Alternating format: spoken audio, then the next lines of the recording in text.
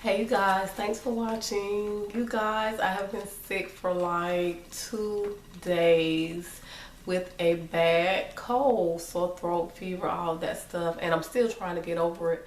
But I definitely wanted to do this video today because I did have one of my subbies to request that the Army videos keep coming, and that's why I'm doing these videos for you guys out there that are interested.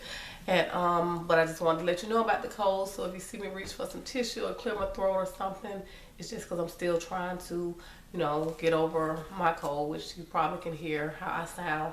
But this video is basically going to be me talking a little about basic training, just a wife's perspective on basic training, like when he left and while he was in basic training, just little things like that that you may go through. And I know some of you are fiancés, girlfriends, or y'all live together, so it goes for anybody out there that has someone who's going to be leaving them. So I just want to touch on a few things, and I did take a few notes so I wouldn't forget anything that I wanted to say. So let me get started. And the first thing is the day before he leaves to go wherever he's going for basic training, he will have to stay at a hotel in your hometown, wherever y'all at. And he'll have to check into the hotel, I think about 3 or 2:30, and he will be able to leave. So you'll be able to spend time with him the day before he leaves that next morning. And that's what we did. And then I think he had to go back at 8:30 or 9 o'clock that night. And so, we just cherished that time we had together, really enjoyed, took him back.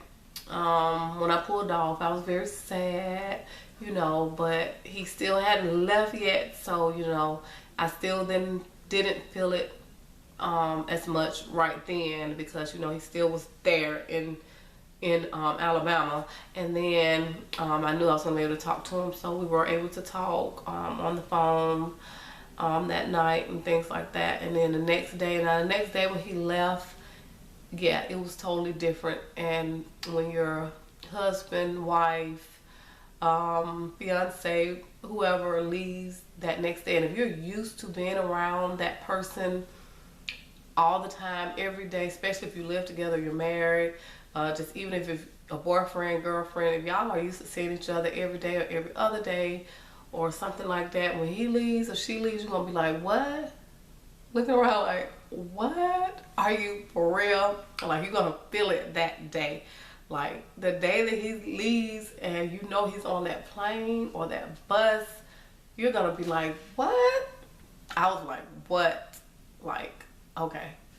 It's just, I had to like grasp the part that he is really gone. Like, he's gone.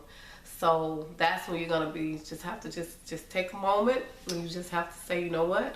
Okay, I have to get through this and just try to deal with it. So that's what I had to do. So that day was one of those sad days. You're gonna cry a little, but you gotta keep going, especially if you have kids and whatever, work, whatever. You just gotta keep pushing. So now when he gets to reception though, and I didn't know this and he didn't know this, of course, when he got to reception, immediately, like, he was able to call me the same day. He is going to be able to talk to you, he or she is going to be able to talk to you every day while they're at reception on their personal time. So we were able to talk 2-3 hours every day. So that was a lot of help, being that we didn't know that he was going to be able to do that. So that was really good. So you're going to be all, happy, feeling a lot better. So he was at reception for like 7 days. So I was able to talk to him every day, look forward to talking to him every day. And that's how it went for me, my experience. So hopefully you will be able to talk to your significant other while he or she is in reception. And then being that I'm married with kids, when he left, I didn't know, whether or not I was going to be like overwhelmed, like, having to do everything now just all by myself. Because, I am used to him being there, the help being there. So, I just did my best. And sometimes, yes, it's going to get tiring. Sometimes you're going to be like, oh, I just want somebody to drive for me or pick up the kids or something. but you have to keep pushing. You just have to think about what he or she is doing, and you know that they have to get through what they're getting through, and you just have to keep pushing yourself. And every day I kept pushing myself to do what I needed to do, and I knew every day was a day closer to seeing him, a day closer to graduation, all of that. So you know, it all worked out. And now when he first left for basic and he got to basic after he left reception, my first call came about 9 days after he got to basic. It was a quick call. It was like a 2-minute call. They basically let him call to just let let their family member know that they're okay, they're all right. And I think he gave me his address at the time, or he tried to give the address, but it just wasn't enough time. And that was it. That was a quick call, but I was so happy to hear his voice and blah, blah, just, so that was quick. And then, so for a while, you're probably not going to get a call for the first 3 or 4 weeks while he is at basic. So that's something that you can try, just know ahead of time that you probably won't receive a call. My first call came around week 5. Well, it came before week 5, but they were just really short calls. About the 3rd week, I think, is when he first called me, but it was like a 3-minute call. And I mean, when I say 3 minutes, it's like 3 minutes. And then around week 5, the call started getting a little longer, like 15 minutes. And then around week 7, they started getting to where he could talk like 30 minutes. So that was good. So you look forward to those calls, and just try to have your phone or around you at all times, because I almost missed some, and some of them I did miss. And my daughter, she had to talk or something. But if you don't have your cell phone on you or by you at any given time, the calls are going to come in at different times, is basically what I'm trying to say. So just try to keep your cell phone on you or by you, near you, at all times, so you will not miss that phone call. Because when you look at that phone and you see that you missed the call, it's like, okay, that's it, I missed that call. And you don't want that to happen.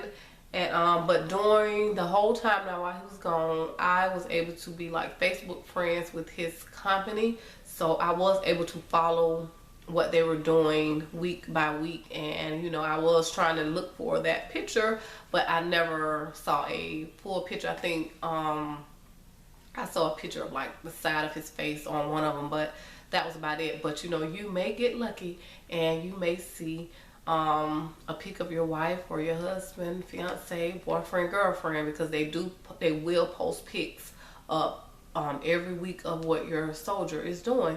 So just try to remember that. Try to look on Facebook and become friends with their company or whatever. And that's what I did. So that did make me feel a little better, feel a little closer to him. Just looking week by week, hoping to see that picture, and just knowing that they're okay, and see what they're doing. And that's about it. I just kind of wanted to touch on my experience and some of the things you might experience with the leaving and the phone calls and things like that. But if you have any questions, just ask me down below, or have any comments, just ask me and I will definitely reply. And that's about it. And good luck to you while your significant other is gone away. And thumbs up if you like this video. Don't forget to rate, don't forget to comment, don't forget to subscribe. And until the next video, take care.